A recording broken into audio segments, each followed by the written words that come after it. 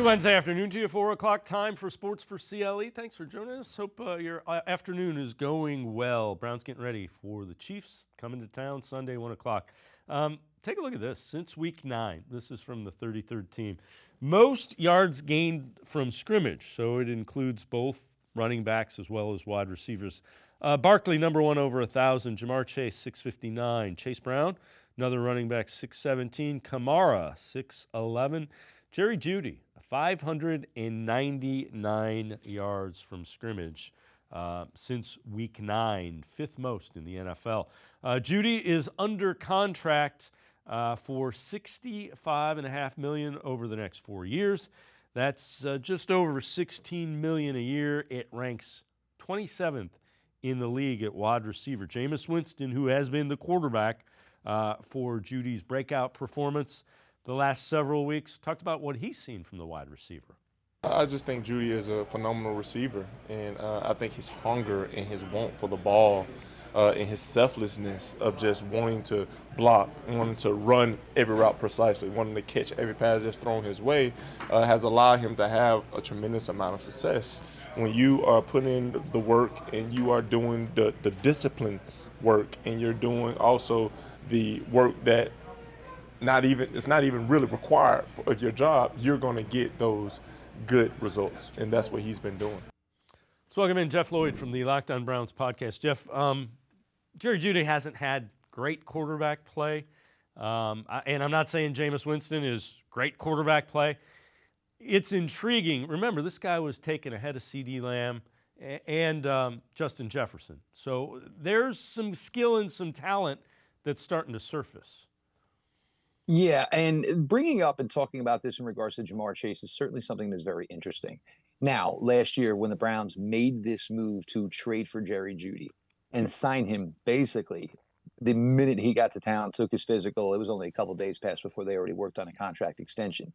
So it was the Browns certainly showing some faith in something that Jerry Jeudy had not done up until, what he's done this year with the Cleveland Browns. Cincinnati Bengals, now, with Jamar Chase, there's still an extension to be done. You're probably talking anywhere in, I would say, neighborhood of 20 to 30 million more guaranteed if you try and get this done now as opposed to trying to get it done last offseason. Here's a team certainly that, does not have the financial resources that a lot of teams do.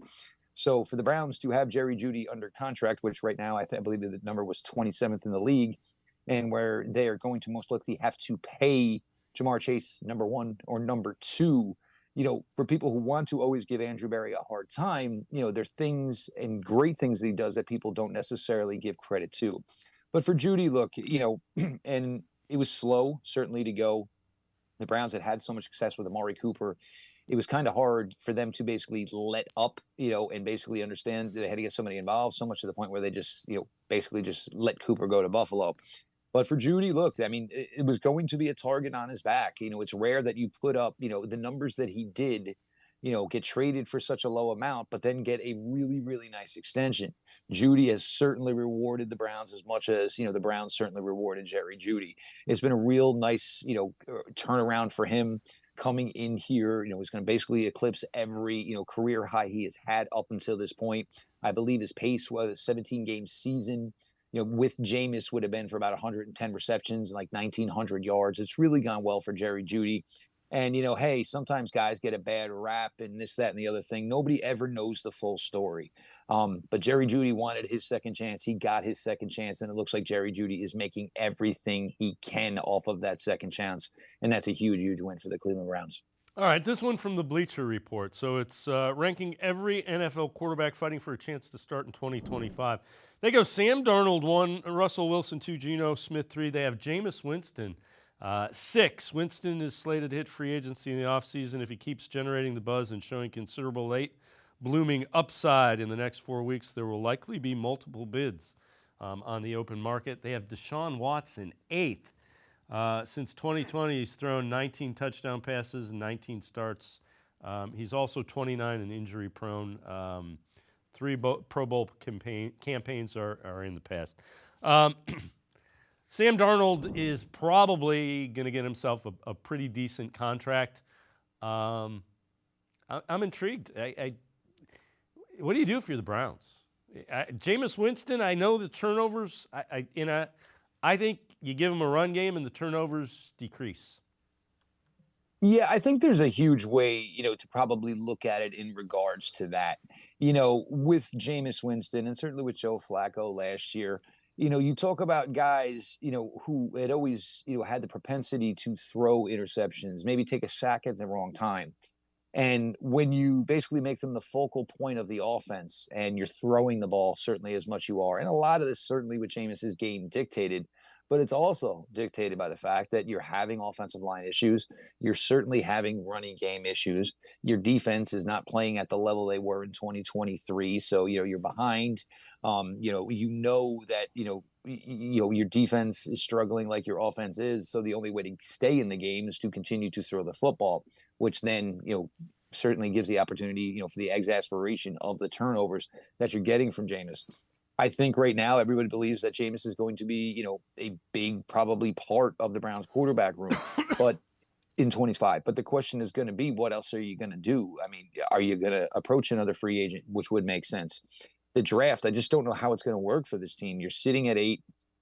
Everybody and their brother, it doesn't seem like anybody wants to admit it, but everybody basically wants to tell you behind closed doors that Shedeur Sanders in Las Vegas is done, which then means there's 7 selections for Cam Ward. And I got to be honest with you, I don't see another quarterback going in round 1. So then you're talking about day 2 or a day 3 quarterback. And, as much as we all think, we kind of like DTR, nobody's saying, oh, well, let's give DTR the ball. So, this is certainly critical and huge here because, look, there's a lot of guys on the Browns this next 4 weeks mean something for. Those guys are young, and we'll get to that certainly, I think, a little later on. These next 4 weeks are huge, certainly, for Jameis Winston because what am I doing to maybe cement myself and my opportunity with the Cleveland Browns? Or what am I doing, to show the rest of the NFL? He's certainly going to be in a tough spot. As anybody, looking at the market, Sam Darnold would obviously be the guy most people are going to want to go to. Are there some people that believe that, Sam Darnold's success is certainly helped by the fact he's playing indoors? Look, it never hurt anybody, but, it doesn't tell the entire story, of course.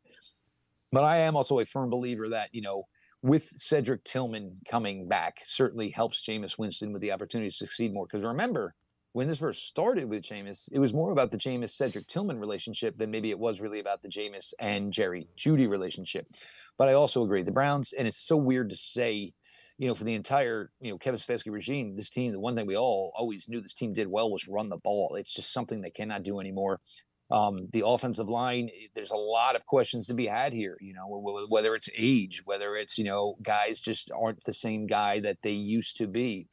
There's a lot to be talked about here, certainly, about Jameis Winston. And it's not just going to be, hey, Jameis, here's some money, here's your contract, you're the starting quarterback for the Cleveland Browns in 2025. Because you certainly want to have, a plan B, and you certainly want to keep your options open as to what's going to be your room in 26 and 27. But for Jameis here over these next few weeks, it's going to be a big, opportunity for him to maybe cement, where he would be in the pecking order for this franchise, at least going into 2025.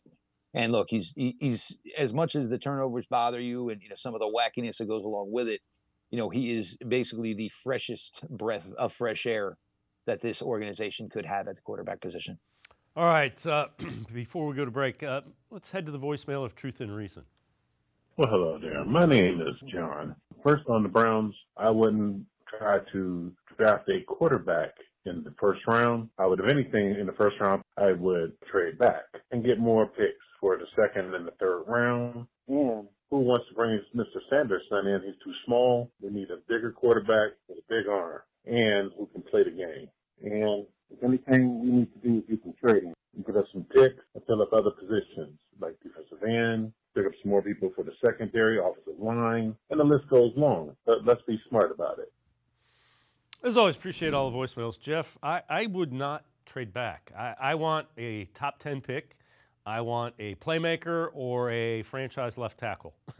Those are the two things I'm looking at. Well, the first thing I'm going to say, look, trade back, look, it is obviously always an option. The Browns are currently sitting 8. A couple of weird things could happen. The Jaguars and Titans still play again. One of those teams could get to a 4th win. And looking what the Browns have in front of them, there is, maybe a pretty good chance the Browns don't win again. the Jets could totally be, the Jets and find a way to win one more game, which would then kick, the Browns up again even higher. But the Browns do have 11 picks in this draft. They do have 11 picks. But the question would be is if you want to trade back, what do teams normally trade up into the top 10 for? Quarterbacks. There's only 2. And there is a really good chance that whatever Cleveland ends up, that those quarterbacks will be gone before the Browns or have a chance to trade their pick. Look, I'm not sure there's going to be a left tackle that's going to warrant where the Browns are. But, Abdul Carter put on a show in the Big Ten championship game. Mason Graham from Michigan is ridiculous. We don't know where Mike Hall is. And this could be a really big 4-week stretch here for Mike Hall coming back.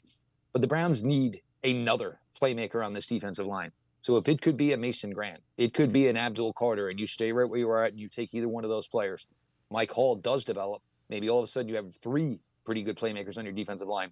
But I agree, for now, this is something probably where I think the Browns are going to remain locked in. Look, we still have free agency, trades, all of that stuff to go. Maybe your opinion could change then. But normally, and it's weird because I think this class is good. And I had, objections with some people last year.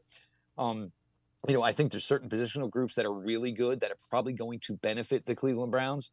But yes, if you're in top 10 and you're not going to get a quarterback and there's not necessarily a quarterback for anybody else to come get for you to get a couple more picks when you already have a boatload of them, you need impact. You're probably going to need a starting positional player with that pick.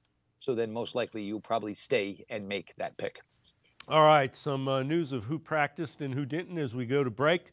Joel Bitonio neck, David hamstring. Both did not practice today. The Browns also, as you mentioned, designated rookie Mike Hall with the knee to return from practice. They signed Trey McKitty to the practice squad.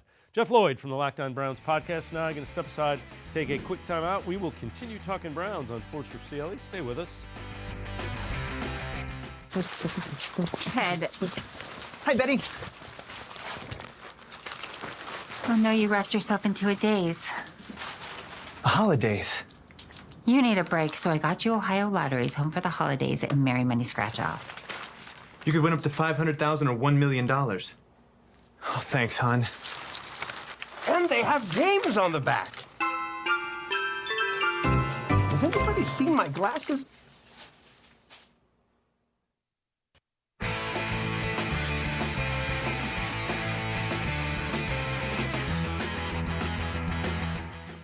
We continue talking Browns with Jeff Lloyd from the Locked On Browns podcast. Jeff, this is not a surprise, but it is concerning. The Browns lead the league with pre-snap penalties with 53. Also, second year in a row that Myles Garrett leads defensive penalties relative to the rest of the league. Now, the Myles Garrett one is kind of, that's what happens when you get off and the pre-snap penalties, that's unacceptable. There's no other way to say it. No, quite. I totally agree with, the unacceptable. And, I think everybody always, kind of wants to point this at the offensive line. And certainly, they have had their issues. Certainly, I think a lot of that has to do with so many guys that have been in and out of the lineup. But, we're talking about things like guys not being on the line of scrimmage when they're supposed to be on the line of scrimmage, or guys, lining up and covering somebody, therefore making them a lot of this is like football rudimentary. I mean, you should just know I'm a receiver. Okay, I'm the last one on the line. Who am I covering? I know whether or not I'm off the line. A lot of it is just as simple as looking at the referee and, basically saying on, off. And, most of the time the referee, they don't want to throw the penalty. They're going to instruct you to what they think the right thing for you to be doing is. So, and when you're unsuccessful, when you are 3-10, we always talk about things, when things go, the little things, well, the little things certainly are becoming a big thing here for this team. And look, for Myles, how many times have we said, I think they called Myles for encroachment, and I don't think he would do. He's just so quick getting off the ball. But, if he is the one doing almost all the heavy lifting as far as pass rushing, you'll live with it because, what are you going to do? Bench him for jumping off sides? But it's a microcosm of everything that has gone wrong this year. This team, basically if they come to a fork in a road, there's the good way, there's the okay way, and then there's just the terrible way. And for most of the times this season, it seems, when the Browns are any situation this year, They've always chosen the terrible path. Absolutely, lost year. And, there's a litany and a list of things we could go through, what this team has done incorrectly on the field. But I mean, lining up, getting off the snap on time, I mean, it's just kind of just, again, unacceptable. Yeah. And when you're this bad and it's a crucial situation and you're still in a ball game and it's 3rd and 6 and all of a sudden now it's 3rd and 11 and everybody kind of says, well, we can't get 3rd and 11. So it's kind of where it's at. But, yeah, again, just a terrible look all around. Yeah, and the blame, there's plenty of blame to go around when you've won 3 games. All right, Nick Chubb asked how he's measuring his progress, and is he at all thinking of shutting it down for the rest of the season? I have a long way to go before I shut anything down. So, I mean, every time I go out there, it's practice reps, game reps, it's me, just getting better physically, mentally, all around. So I'm nowhere near shutting it down, not even a thought. You had your longest run, and it was 19 yards on Sunday. Do you feel close to really ripping a big one off here? It felt good to get in the open field. Obviously, it's been a while since I've done that off a run play, but, it felt good. Hopefully, we can just build on top of that. But, have a great challenge this week with Kansas City Chiefs, but, looking forward to getting back. How are you kind of judging your progress that you've made? Is it stats? Is it how you feel on Mondays? Like, what are the things you're kind of looking at to see how far you've come? It's the small things with me, able to, just as simply as breaking the tackle or, making the right cut or right read. That's the biggest thing for me right now. But, I mean, other than that, I do feel better. And, Jeff, when you look at it, you can see small steps. He doesn't have the explosion yet, and that's not to say he won't get that back. That's probably the final thing that comes back when you're coming back from such a significant injury. Yeah, and I think if there's one question, that, none of us have is, is Nick, if it's there to be gotten, will Nick get it? Look, you don't find running backs, you don't find skill players with the commitment to weight room work that you certainly get from a guy like Nick Chubb. And, I'm surprised his answer wasn't, hey, I already missed half the season. What am I going to do? Take off the last 4 games? But there is the awkwardness of, Nick being a free agent, and how is that all going to work? For the Browns, if they wanted to bring him back, maybe the price is lower if he doesn't play anymore. But, you want him to play, you want him to continue to get his reps. I think that kind of for me, I think the thing that's been most impressive is once he was back and started playing, that was it. He hasn't missed a practice, which would be totally acceptable for Nick Chubb to say on a Wednesday, I'd rather not go today if that's okay. Like we see with the Joel Bitonio, a veteran rest and all the wear and tear that Nick's body has taken. Certainly, the physical, things that his knees has gone through in his time in the league. You just, you hope, because, you understand, that the odds are pretty high and, probably what Nick's been through. Certainly when you bring age into the factor, for Nick to come 100% all the way back is probably unrealistic. But I would say if it was 95%, if it was 90%, heck, I mean, 90%, 95% of Nick Chubb is a great, great thing to have. But again, it's kind of really been a tough year all around for everybody on that roster. And, certainly probably tougher for Nick. But, again, the essential guy to root for. And if anybody can get it all the way back for a second time, my money would be on Nick Chubb. All right, before I let you go, what are you paying attention to against the Chiefs in the last few weeks with the Browns? Certainly, you look at Jeudy and Tillman and you want to see that continue. But for me right now, obviously, it's, Mike Hall, it's Juwan Briggs. Isaiah McGuire was the highest rated player from PFF last week, not just on the Browns, not just anywhere else, the highest rated player in the entire NFL last week. I know a lot of people don't think that necessarily, it didn't necessarily correlate to production and stats, but this is huge. The Browns, they have a lot of work to do as far as the defensive line is, concerned for next year. I'm not saying that anything Briggs, Hall, or McGuire does here in the next 4 weeks is going to change what, their game plan is or how they're going to address the defensive tackle position or the defensive end position. Going into next year. But, that is a big one. You got 3 young kids. You want to see them take the next step. They should have a billion reps to be had for all 3 of them. So look, we shift the way we view and shift what we're watching here during unfortunate times here right now. But for me, the development, certainly, hopefully for Hall, Briggs, and McGuire is something really, really key for me that I want to see over this next month of football, seeing as they're going to be playing against not just playoff teams, but playoff caliber teams. Jeff Lloyd, as always, great stuff. Appreciate the time and the insight. Thanks very much, Jeff. All the best, Dave. We'll talk guys soon.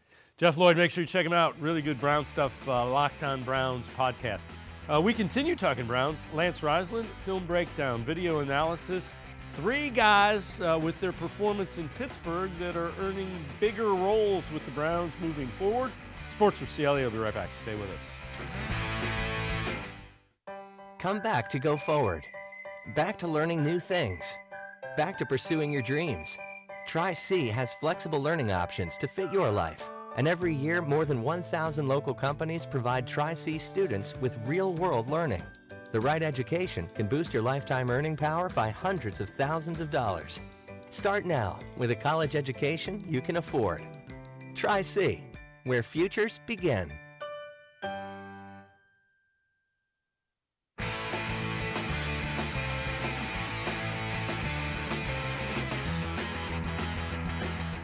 We continue talking Browns on Sports4CLE. Jameis Winston today talked about his biggest takeaways from the loss to the Steelers when he looked at the game on tape.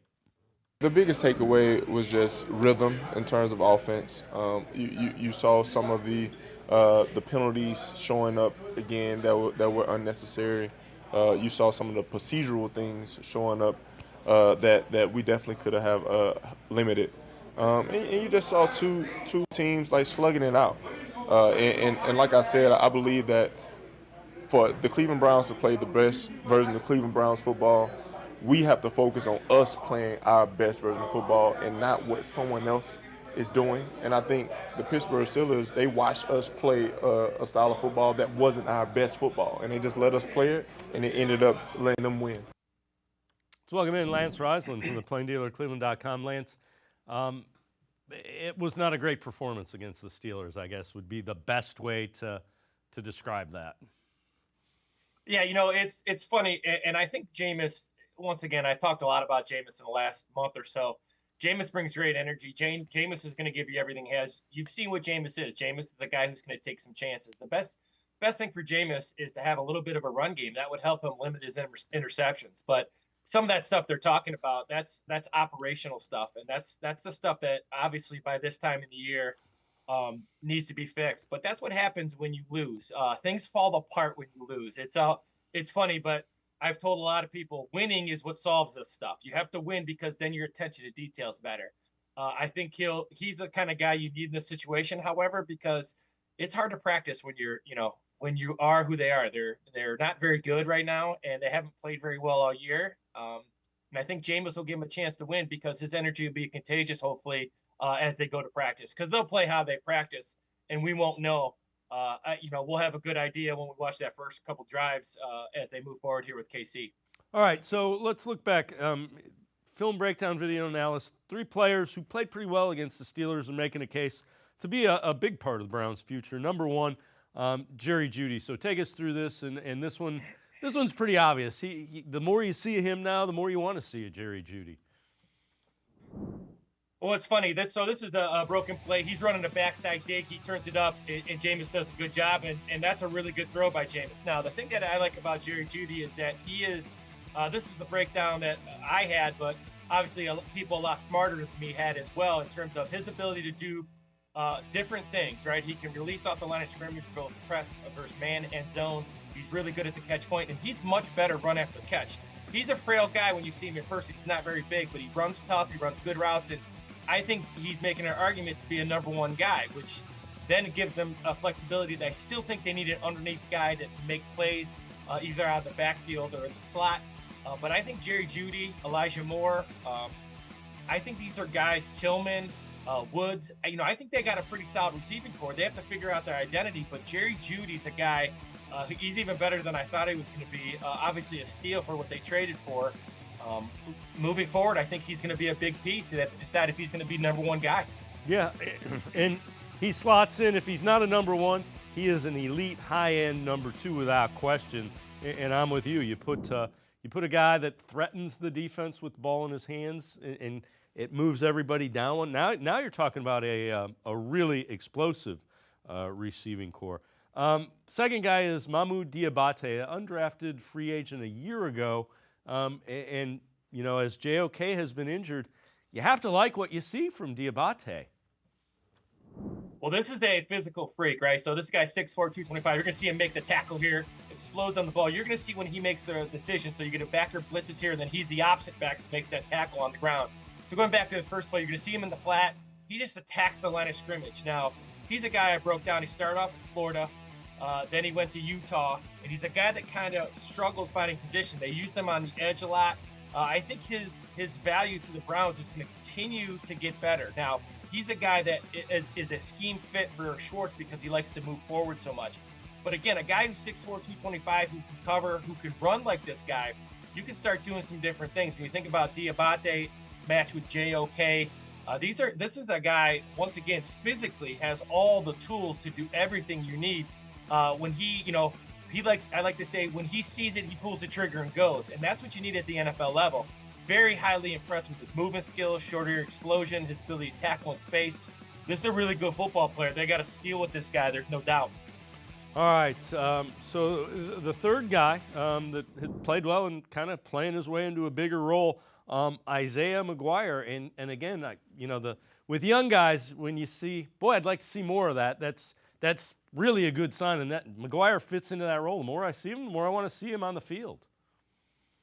Yeah, so you're talking another guy, 6'4". You can see him get chopped here, gets up, makes a play. What I've liked about him is that he has improved with reps. And he's a guy, when you're in these type of seasons, I'm not a guy who likes to live in the negative. And that's what coaches have to do because everybody wants to live in the negative. You have to start finding some positives, and you got to find reasons to practice. And these young guys have played pretty well. Now, Isaiah McGuire, I got to give Tim Bielik the credit on Isaiah McGuire because last year during our draft podcast that we do each year, he was really, really high on Isaiah McGuire, and I was not. And after watching his film and seeing his movement skills, his hands, his ability to get off blocks, he's a really excellent player. And again, a guy who's 270, 280 pounds, so he can be multifaceted, play down on the three technique, play down on that guard. So again, I've been very impressed with him. His movement skills, I was impressed with right before he got hurt. Diabate, again, you have to start thinking about the positive. And the only way to get yourself on track is to get yourself on track. And right now, no one cares. And I tell everybody all the time, no one cares if you lose. My dad used to say it to me all the time. They got to figure out, get positive, start practicing hard, and getting these guys flying around, which they're doing a pretty decent job of. Yeah, there are some young players that are going to be playing for the ability to stay on the team and in the league, without question, the last few weeks with the Browns. Well, everybody always talks about what is the purpose to practice? What is their incentive? Well, first of all, they make a lot of money, and I don't really deal with that. I deal with the film part of it, but they do make a lot of money. And it's their job. So get up, get prepared, get your body healthy, eat right, do all those things. And then again, you can't listen to what everybody says. I've been on both ends of this when you're really, really good, and unfortunately, I've been when you're really, really bad. And the job of a coach, the job of a player is to block out the outside noise and go to work. And it sounds kind of cliche, but concentrate on today. And that's what these young guys got to do. That's what these old guys got to do. When you talk about culture, you don't have culture when you're winning. Everybody has good culture when you're winning. Culture is when you're losing. Do guys show up to practice? Do guys practice hard? Are they organized as a staff? Do the young guys progress? Are the young guys getting better each day? That's what culture is, doing things over and over when you're losing, not when you're winning. Lance Reisland and I are going to step aside, take a quick timeout. Other side of the break, we turn our attention to the Kansas City Chiefs. Browns have one of the best teams in the NFL coming to Cleveland to play on Sunday afternoon. We'll take a look at some of the keys to the Browns coming away with a win. Sports4CLE will be right back. Head. Hi, Betty. Oh no, you wrapped yourself into a daze. Holidays. You need a break, so I got you Ohio Lotteries home for the holidays and Merry Money Scratch-Offs. You could win up to $500,000 or $1 million. Oh, thanks, hon. And they have games on the back. Has anybody seen my glasses?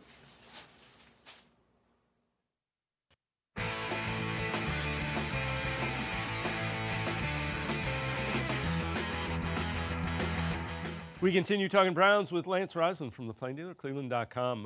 12-1, Kansas City Chiefs coming to town Monday, 1 o'clock. or Sunday, 1 o'clock. Kevin Stefanski was asked, is there a little bit of luck involved in the 12-1 record for the Chiefs? You know, you make your own luck. They're a good football team. They've won close games. You win close games by putting yourself in position to go make a play here, make a play there that puts you over the top. They have good design in their scheme. They have speed receivers. They have possession receivers. The quarterback does an outstanding job of getting through his progressions, throwing accurate balls. He can extend plays, as we all know. So they present all sorts of challenges. With a game on the line, is there any quarterback you can think of who, in the history of football, that's better than Mahomes? You know, I'm probably not the historian to ask, other than to say I know what the numbers say with him and how good he's been, particularly this year in these late games. Lance, we've said it all along. The definition of a franchise quarterback is a guy you don't want the ball in his hands with the game on the line, and that's Patrick Mahomes. You don't want him to have a chance to beat you, because most of the time he will. Well, you know, that's the idea of one of my great things when I always think when I break down a quarterback coming out of college, I always think about guys, and I don't remember where I heard this, so it's not my own thought, but guys you can win with and guys you win because of. There's very few guys in the NFL through the history of the NFL you win because of. So regardless of the talent around him, and they've had some injuries, now they have a really good defense this year, but he's a guy you win because of. Tom Brady, you know, Josh Allen, these guys who are elite, it's because of them. What they do, they get the most out of their guys because of what he can make all the throws from the pocket, off platform, all the stuff you talk about. They play with great rhythm. And I agree with Coach Stefanski in one thing when he says, it's funny when teams are good, they're the lucky teams. So good teams always seem to be more lucky than bad teams. And I tell you what, you put yourself in a position to be lucky by consistently doing the right things. That's that culture I always like to talk about that I think is overused. You just got to do the same things each and every day. And it's amazing how lucky you become when you do those things. All right, 3 keys to beating the Chiefs, and we're saying controlling Mahomes is an obvious one. So we're not going to look at that. Number 1, you have take away the tight ends in the middle of the field. Well, you're going to see Gray here. So Gray has really progressed. He's learned really how to run routes. Kelsey's taught him really good things. So this is him, Patrick Mahomes, extending plays. And what they do, because teams are trying to stop the run, they do a great job of attacking cover 2 underneath cover 2. So kind of the scheme or what people are trying to do against Patrick Mahomes is take away that big play. Well, what it's turned into is Patrick Mahomes is now extending plays, and he's really working those tight ends. Gray, Kelsey, he'll work those receivers as well. But in that middle of the field, especially when he improvises and extend plays, he throws the ball in front of those safeties who are deep, really trying to prevent the big play. And he'll just carve you up. Now, he's not, what makes him so special is that he wants the big play, but he'll go on those 10, 11, 12 play drives as well. He's very confident in what he does. And these tight ends, obviously we know of Kelsey's greatness, but Gray's a really good tight end too, and he runs really good routes, and he's good after catch too. So the Browns, you have to be aggressive, and they got to not let Patrick Mahomes nickel and dime them down the field. They got to be aggressive, get tight to the line of scrimmage, and take their chances. It's either going to be, do you want to try your best to stop a big play or let him dissect you down the field? I think they try to get after him and see if he can make a big play.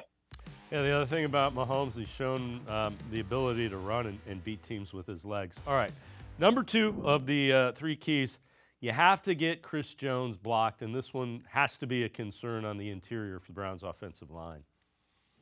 We can see his first one, the center tries to block back, and he's in the backfield like you can't believe. Then next one, the sack is incredibly impressive because he's the 3 technique on the bottom. You're going to see him chase down the quarterback. So broken down a lot of defensive tackles. There's some guys that anchor.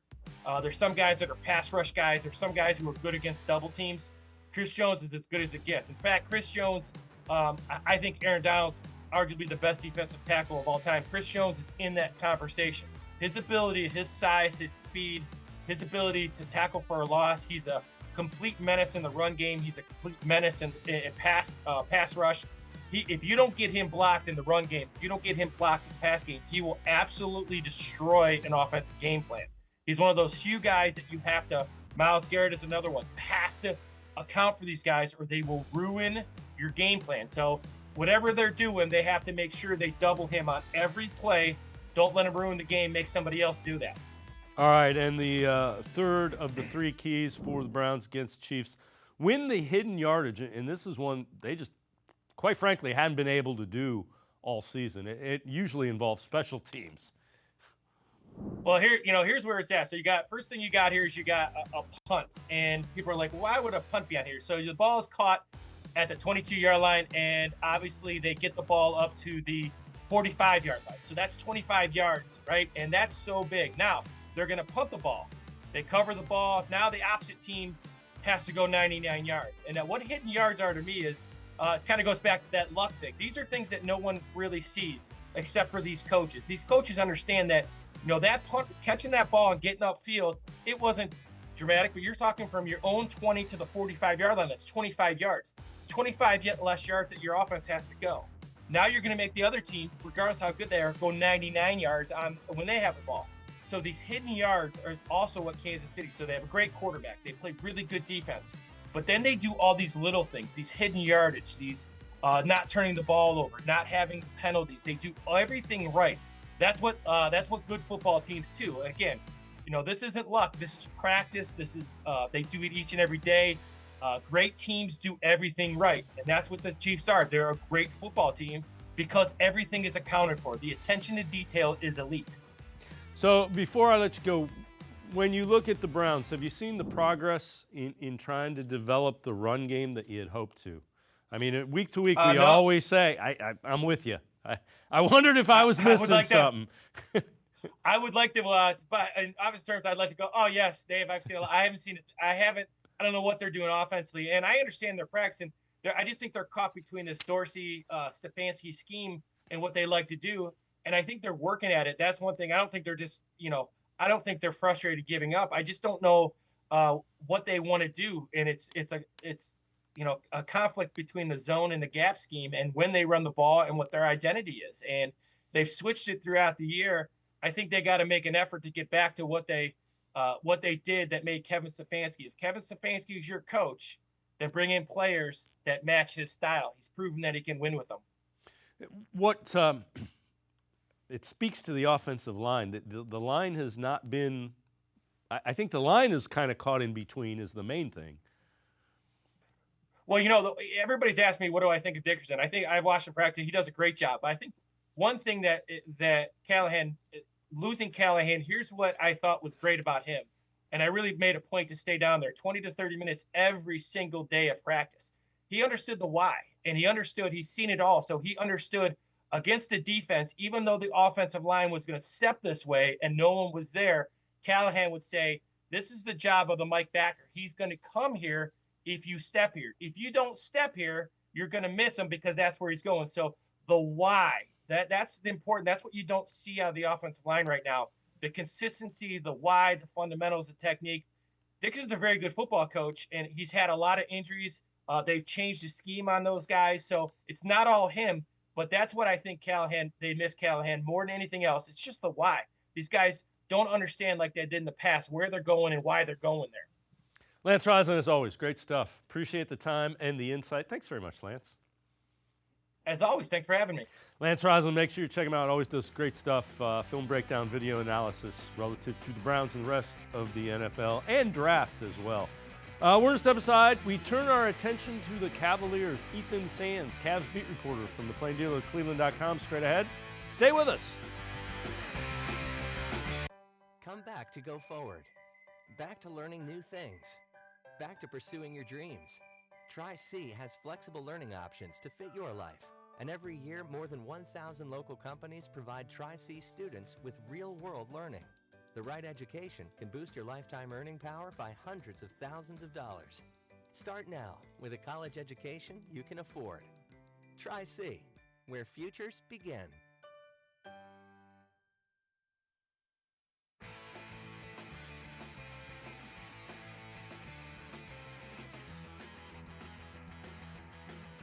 We turn our attention to the Cavaliers, still one of the best records in all of basketball. Brian Windhorst, national basketball analyst for ESPN, asked if he thought the Cavs could trade one of their core four this season. I would doubt that. The reason that I think that the Cavs kept the core four together was I think they thought there was two reasons. One, Kenny Atkinson presented a plan where he thought he could get more out of them, and it's been working. And also because there wasn't an attractive trade that was out there for any of them anyway. So it made more sense. It just was a better strategy to try him with a new coach and work with with a new idea. That just made better sense. Part of making a trade or not is what you can trade for. It's not that you think that this team is going to rival the 86 Celtics in 2 years. Maybe they will. They're better this year than anybody thought they would be. But part of it is, what we have now is better than what we can trade for. With that, let's welcome in Ethan Sands, Cavs beat reporter for Plain Dealer, cleveland.com. Ethan, there was a lot of talk, Ken Garland played together with Mitchell. Ken Mobley played together with Allen. And Kenny Atkinson's plan, it's hard to argue the first 25 games. 100%. And you got to see it, like Wendy said, this is a group that they wanted to run it back with under a new coach, and you get to see all the different aspects that Kenny Atkinson is using them. Donovan Mitchell now being paired more so with Evan Mobley, and Darius Garland being paired more so with Jared Allen when it comes to splitting those minutes and seeing how they can be acclimated into a system that has them in different scenarios. And for me, when it comes to what Donovan and Darius have been able to do, the question wasn't offensively how they would be able to create from one another and get each other open and all these different things. It was more so on the defensive end, taking the challenge as a smaller backcourt to guard against some of these bigger wings in the NBA, and Darius Garland in particular has definitely stepped up to that challenge to a different level at a 6'1" guard. And then you talk about Donovan Mitchell defensively, he has the best defensive rating on the Cleveland Cavaliers. So you've seen the growth on both aspects for those guys. And then you talk about Darius Garland, who has come into his own and having one of the best seasons of his career to start the year. And that is a testament to understanding what they were capable of already, but also how Kenny Atkinson is tapped into their power and their potential with this team. Evan Mobley left Cavs game with the Heat with an ankle injury. Two things. What have you heard about Mobley and his ankle? And then I know you wrote an article, kind of the evolution of Evan Mobley and how it can shape the Cavs' future. Let's start with the ankle. How is it? How serious is it? How many games are he going to miss?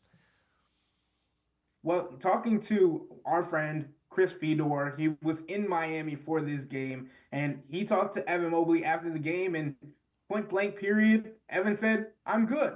And obviously we understand that the Cavs had this bigger break between games when it comes to them playing the Wizards now on Friday. And it happens to be in a part of the schedule where it helps for Evan and some other guys to get acclimated and to get refreshed when it comes to these injuries. The Cavs have practiced the last 2 days. It's still a little hazy on what the situation was for Evan this past week. I'm trying to get information on that now. But I definitely think that Evan getting to take time off to himself, getting to enjoy the Miami Heat. And then also you talk about the difference it makes when Evan didn't have to go onto a plane. Instead of going onto a plane where elevation and altitude and all those different things can increase swelling and those different types of things, he was able to go back to a hotel and relax and Rice, as all athletes know, put the ice on it, put the elevation, all those different things when it comes to resting his ankle. It was a big component to being able to have him ready for the Washington Wizards game. And even if he's not ready for this Washington Wizards game, there's an opportunity for him to come back on Monday against the Brooklyn Nets in Brooklyn. All right, relative to his evolution and how it can shape the Cavs' future, take us through that article. Oh my goodness. This guy is somebody that we have been looking for to take the next step for his offensive game for the last couple of years. And Kenny Atkinson and the organization has talked about it like it just needed to be a focal point for this team. Kobe Altman talked about it last offseason when he said that they kind of went away from his development to try and tap into all the different other players on this roster. But this season, it was going to be about Evan Mobley and getting him to the next level to take this team to where it wants to go. Eastern Conference Finals, NBA Finals, that's the aspirations for this group. And Evan Mobley being able to jump his game up on the 3-point percentage line. And when you talk about his 3-point attempts, even that is a big step forward as well. He's averaging 40% from three this season, taking nearly a whole 3-pointer more than he has in his entire career, which is his best 3-point percentage and the most he's taken. He's taken 2.3 per game, and then he's also shooting 55.8% from the field itself. So you talk about how he's been able to not only be more aggressive in the painted area, be attacking when it comes to mismatches and switches and all these different things, handling the ball, bringing the ball up the floor more, which has helped set up the offense for the Cavs, but him also having the confidence to step into threes. It was interesting because I was in Charlotte for his game where he had 6 3-pointers, a new career high, and it was important to see the different ways he was taking those shots. He had a corner three that he took with no hesitation. Then he brought the ball up the court, and he took a shot walking the ball up the court at above the midline and all those different things. So when you talk about his development, what he's been able to do, especially as a 3-point shooter, that allows the rest of the offense to spread out. The spacing is important. And I think when Evan Mobley is shooting like that, especially against a team like Charlotte, it opens up so many different things for other players as well. So you mentioned Cavs have had some time to practice as well. Next game Friday at home against the Wizards. Max Strus is expected to potentially make his season debut. What does that mean for this team?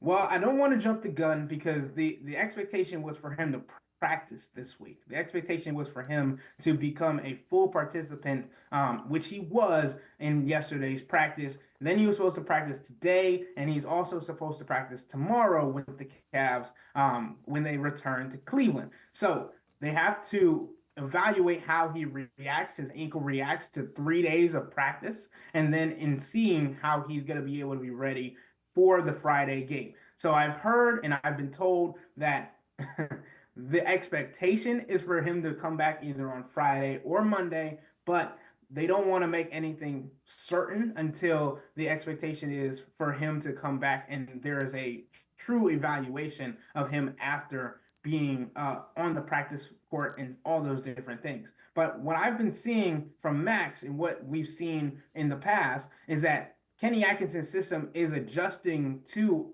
everybody that's on this team. And you talk about a high volume shooter. You talk about somebody that almost leads the league in cutting and spacing and all these different things and movement off the ball. And he added that into Kenny Atkinson's system. That was last year under J.U. Bickerstaff. Adding that into Kenny Atkinson's system, you get to see a different wrinkle involved. And we've seen how dangerous Sam Merrill can be in this offense. Now add in a more high-volume shooter in Max Strus, someone who has more chemistry with people like Evan Mobley off the dribble, in the pick and roll, in the inverted pick and roll. That's going to be nasty as well. It's going to be interesting to see what he's able to bring when he comes back, but it's going to be, again, that spacing, that movement, that high-speed element, and we've learned how much Max Strus has been looking forward to playing in this Kenny Atkinson system, especially after a more stagnant and slow offense under J.B. Bickerstaff last year. It's going to take his game to another level, or it should. Well, you've also written an article about Isaac Okoro. What have you seen from him and his development this year? Isaac's coming off a playoff series that he wanted to forget, right? He didn't play well in the playoff run when it came to the Orlando Magic, when it came to the Boston Celtics. He didn't shoot the ball well, plain and period. And I'm like, when you think about what he's done to take his game to the next level each year from the three-point range, he started his career as a 29% three-point shooter. He has now elevated that to 46.3% this season. And then you talk about being able to be used in different roles with Kenny Atkinson's system. He is no longer just stagnant in the three-point corner that we've seen so much, where Al Horford last season was able to sag off of him if needed to guard other guys like Donovan Mitchell, Darius Garland, whoever you want to name. This is allowing Isaac to be more of a weapon, and it forces teams to respect him because not only is he in the corner shooting threes at a high clip, but he's also in the half role creating offense as well as a playmaker, which allows him to get people open, to spread the ball, and all these different things. It's interesting when you talk about how he's developed his game and how Kenny Atkinson has kind of pressed the right buttons for almost every player on this team to play at a different level than they had in the past. And Isaac is one of those guys where I feel like he might be one of the most that taken a larger step than almost anybody else on this team with Kenny Atkinson because of what he's been able to do in all of his different roles. And especially when you talk about knocking down open three-point shots, he's one of the best in the league. And that's huge when you talk about the reputation that he's had in the past and how people have sagged off him. And if they're going to continue to do that, that opens up not only shots for him, but potential driving lanes when they begin to respect that shot. Well, this is kind of interesting as well. This is from Sports4CLE.com. NBA Coach of the Year rankings, and it's really not a surprise. Number one on the list, Kenny Atkinson. He was 2 last week, which, okay. They have Mark Daigneault, number 2 for Oklahoma City. Joe Mazzulla from Houston, number 3. And I get the Rockets are playing well. The way the Cavs are playing, it's basically the same guys, and they're playing much better. That goes to coaching. There's not much that's changed other than the way they're playing, and that comes back to the coach. Yeah, and Kenny Atkinson, like I've been saying, has tapped into all these guys in a different way and empowered them to the point where when all of these guys come back, when all of these guys are healthy, Dean Wade, Isaac Okoro, Evan Mobley, Max Strus, there's going to be decisions to be made where Kenny Atkinson's going to have to limit the minutes for all of these guys. He can't play everybody at the same time. As we know, it has to be spread out, and he is going to have dangerous and difficult conversations about what happens with this group. And Kenny Atkinson has said that he's up for the task and he's excited. Like, what a great problem to have is what he said. And I feel like when you talk about Kenny Atkinson and how he's empowered these guys, it has allowed him to have these difficult conversations because he's giving you confidence. He said, I'm not going away from you, but this is the lineup that has been working. This is what has worked in the past. And we're going to go to that until your number's called. So I still want you to have the confidence that you've been given to start the season when that happens. And I think it's important because when you talk about guys like Sam Merrill and Isaac Okoro, whose minutes could dwindle a little bit in this next rotation with all these guys coming back, they still have the opportunity to show themselves. And Kenny Atkinson has also shown that he is willing to go to guys and go to a different lineup, even if it means taking all the stars out, if that's not working. Ethan Sands, Cavs beat reporter for the Plain Dealer. Cleveland.com, as always, great stuff. Appreciate the time and the insight. Thanks very much, Ethan. Thanks for having me. Ethan Sands, make sure you check him out. Always really, really insightful Cavs coverage for Cleveland.com and the Plain Dealer. We're just upside, take a quick time out. Some Guardians news. They acquired a starting pitcher, plus an honor for the play-by-play man for the Guardians. Sports4CLE will be right back. Stay with us. The Ohio Lottery Partners in Education program is dedicated to recognizing exceptional students, teachers, and schools throughout Ohio. Scan the QR code on screen to nominate students and teachers as Academic All-Stars and Teachers of the Month. They must be currently enrolled or teach in grades K through 12. Is your K through 12 school developing students' literacy skills to achieve success in reading? If so, you can nominate your school for the School of the Year. Students can win $100, teachers can win $500, and schools can win $2,500. Scan the QR code, fill out the forms, and nominate deserving students, teachers, and schools today. The Ohio Lottery Partners in Education program takes pride in honoring exceptional students, teachers, and schools across Ohio. Submit your nomination today. It's fun, fast, and free.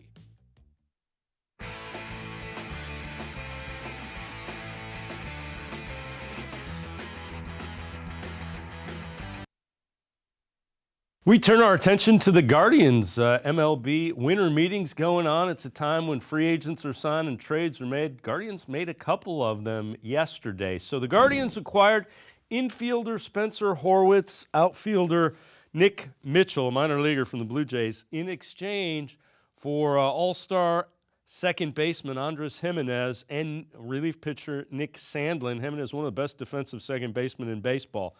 They trade then Spencer Horwitz to the Pirates, and they acquire right-handed pitcher Luis Ortiz and a couple of minor leaguers, Josh Hartle and Michael Kennedy, from the Pirates in exchange for Horwitz, who they just acquired. The trade of Jimenez, fans aren't going to really like it, but it does take about $97 million off of the Guardians' payroll during the life of his contract. Jimenez, probably the best defensive second baseman and one of the best defensive players in all of baseball. But offensively, he's kind of regressed the last couple of years, which made the Guardians uncomfortable with the size of that contract in all likelihood. So trading him also opens up a spot at second base. And this is the guy who could fill that. It's Juan Brito. Brito, 22 years old, AA or AAA last year, his first season at AAA, 40 doubles, 21 homers, 84 RBIs, and he hit .256 in 551 at-bats. Again, 22 years old, his first taste of AAA, a little bit of power, driving in some runs. Andre Knott from the Guardians broadcast team talked about Juan Brito. Juan Brito is ready. Brito can only play second or third base. He's not going to play third. There's nothing left for him to do in Columbus. So you think he's the guy that might start the season at second base? No doubt. When you look at no doubt. I think where when did you he look come at the from? We numbers, drafted him? No, we traded him for Nolan Jones. Remember Nolan Jones from Colorado? Yeah. When they got him from Colorado, he's been their best player in the minors. And again, Brito just 22 years old and has shown that he can hit. So that's, again, not saying anything negative about Andres Jimenez, best defensive second baseman in baseball. Offense, I'm not sure the Guardians can afford a guy that doesn't hit at that position. Second base is becoming a position where you need offense, especially on a team that struggles for offense. The other thing the Guardians got, they got a 25-year-old pitcher in Luis Ortiz, who's pretty darn good. He's been a starter at the big league level. They transitioned him to a starter last year, and he's been good. He's 6'2", 235 pounds. Former top 100 prospect in all of baseball. Posted a 3.32 ERA, 1.11 whip. That's walks and hits per innings pitched. 107 strikeouts in 135 and a third innings pitched. Made 15 starts. Now, fastball 96, 97, sinker 95. 91 mile an hour cutter, 86 mile an hour slider. The challenging thing, those 135 and 2/3 innings pitched, that is the most he has thrown in his career. He does profile as a starting pitcher, middle to top of the rotation, and the Guardians have been really good developing starting pitching. So, again, let's see what happens with Luis Ortiz. They needed starting pitching. This is a guy that's young. He's controllable for the next 5 years. Another of the pitchers that they acquired intrigues me a lot, and that would be Josh Hartle. He went to Wake Forest, so college pitcher. Pirates took him in the third round of the 2024 draft. Had a disappointing sophomore season at Wake Forest. In 2023, though, he struck out 140 batters in 102 and a third innings. Profiles to be a college pitcher who throws strikes, multiple pitches in the strike zone. Those are the kind of guys that the Guardians, Indians organization, has made a living developing into really good major league starting pitchers with anybody in baseball. I would keep an eye out for Josh Hartle in the Guardians system because he, again, profiles as a guy the Guardians have had success developing. That whole pitching factory, college pitchers, throw strikes, fill up the strike zone with multiple pitchers. Hartle fills that profile. And my guess is the Guardians scouted him really well, and Pirates took him in the third. Guardians were probably looking at him a little later in the draft. Andre Knott, again, from the Guardians broadcast team, with how he's viewing the trade of Jimenez. All right, Guards have made a trade, and obviously everybody's freaking out a little bit about it because it's Andres Jimenez, and he gave us some of the best defense we've seen in years. But when you look at Ortiz, who they traded for, a guy that can throw 97, 98, has gone up to 100 miles an hour. He can be a guy that could be in this rotation for the next 4 or 5 years, and he could be your number 2 or number 3 starter this year. Also, they've moved $90 to $100 million off, hopefully to re-sign Stephen Kwan. maybe to bring back Tanner Bybee. So don't just jump to conclusions just yet. It's still December. Santa Claus hasn't come down to shoot just yet. I think there's more to come, but be patient. This is what the Guardians do better than anybody else in baseball. I'd rather this than them go sign some catcher that's done. Well, and in fairness, you can criticize the Guardians. They don't spend money on free agents. They haven't identified some free agents. The one thing they've done really well is identify guys to go out and get that are pitchers that they can develop and they can make better. So Chris Antonetti, that front office, deserves a little bit of a vote of confidence, the benefit of the doubt, if you will, because they have been very good with the trades, and particularly for starting pitching. Before we go, some great news for Tom Hamilton, play-by-play voice. He has been named this year's recipient of the Ford Frick Award. That is a broadcaster who has made major contributions to the game, is very well liked by fans, takes the game in the proper perspective with reverence. Some of the guys that have won this award: Mel Allen, Red Barber, Vince Scully, Ernie Harwell, Joe Garagiola. Obviously, for a broadcaster, it is the top honor. Tom Hamilton will be inducted into the Baseball Hall of Fame as this year's Ford Frick Award winner. Here was his reaction. Pretty special call. You sure don't get into this thinking about the Hall of Fame or awards. I mean, when you get the call that you got the job, you won the lottery. So, getting that call in January of 1990 to be hired by the Cleveland Indians was the greatest phone call I've ever had in my professional career. Oh boy, this ranks right up there with it. So I thank the Baseball Hall of Fame. I want to thank also all of my broadcast partners down through the years. Congratulations to Tom Hamilton, heck of a play-by-play man and a really good guy as well. So a well-deserved honor. Congratulations, Tom Hamilton, headed to the Baseball Hall of Fame as this year's Ford Frick Award winner. It's going to do it for this edition of Sports for CLE. We will see you back here tomorrow at 4 o'clock. Have a great night, everybody. See you tomorrow at 4 on Sports for CLE.